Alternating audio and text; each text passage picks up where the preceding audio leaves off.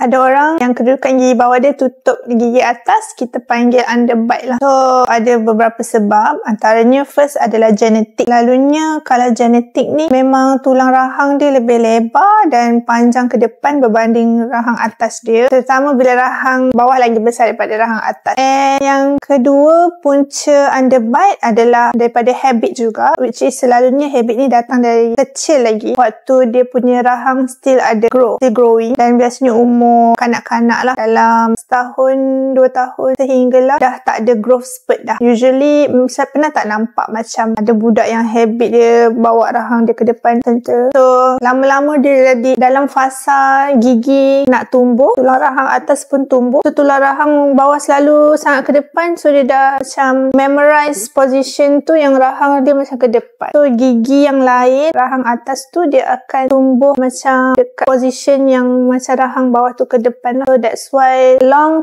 term dia jadi underbite, which is benda tu kena correctkan lah. Risiko dia kalau tak betulkan is dia akan mengganggu percakapan, pernafasan dan juga cara makan. Dia dah ganggu function.